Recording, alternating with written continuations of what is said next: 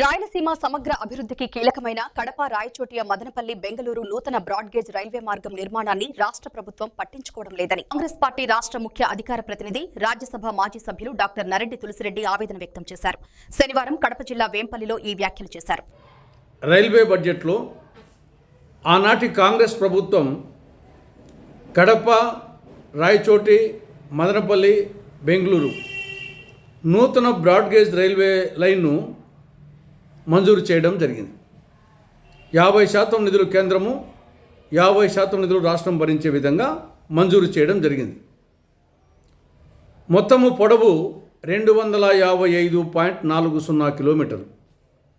అందులో ఆంధ్రప్రదేశ్లో 200 కిలోమీటర్లు, కర్ణాటకలో 50.40 కిలోమీటర్లు.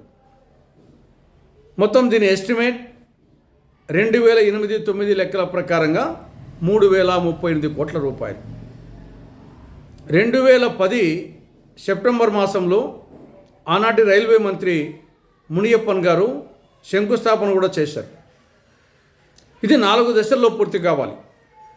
మొదటి దశ కడప నుండి పెళ్లిమరి వరకు, రెండవ దశ పెళ్లిమరి నుండి మదనపల్లి వరకు వయా రాయచోటి, మూడవ దశ మదనపల్లి నుండి ఆంధ్రప్రదేశ్ కర్ణాటక సరిహద్దు ముల్బాగల్ వరకు, నాలుగవ దశ ముల్బాగల్ నుండి కోలార్ వరకు.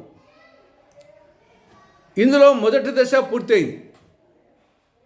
కడప నుండి పెళ్లిమరి వరకు 21.80 కిలోమీటర్ల రైల్వే లైన్ పూర్తయింది. మొత్తం 351 కోట్ల రూపాయలు ఖర్చు పెట్టడం జరిగింది. అందులో ఆంధ్రప్రదేశ్ వాటాగా 132.39 లక్షలు ఇవ్వడం జరిగింది. కానీ దురదృష్టవశాత్తు రాష్ట్రంలో జగన్ ప్రభుత్వం అధికారంలోకి వచ్చాక రాష్ట్ర ప్రభుత్వం మ్యాచింగ్ గ్రాంట్గా ఇవ్వాల్సిన నిధులు ఇవ్వని కారణంగా రైల్వే శాఖ ఈ పనిని స్టాప్ చేసింది. అంతటితో ఆగకుండా జగన్మోహన్ రెడ్డి 2021 జూన్ 17వ తారీఖున ఈ ప్రాజెక్టే మాకు అవసరం లేదని చెప్పేసి కేంద్ర ప్రభుత్వానికి లేఖ రాయడం జరిగింది. ఇంతకంటే దుర్మార్గమైన చర్య మరొకటి ఉండదు. రాష్ట్రంలో ప్రభుత్వం మారిన తర్వాత కనీసము చంద్రబాబు నాయుడు గారి నేతృత్వంలోని కూటమి ప్రభుత్వమైనా దీన్ని పట్టించుకుంటుందంటే ఈ కూటమి పార్టీలు కూడా పట్టించుకోవడం లేదు. దాని గురించి ఆలోచించడమే లేదు. మళ్ళీ పైకేమో రాయలసీమను అటు చేస్తాం ఇటు చేస్తామని చెప్పేసి కోతలు మాత్రం కోస్తూ ఉంటారు.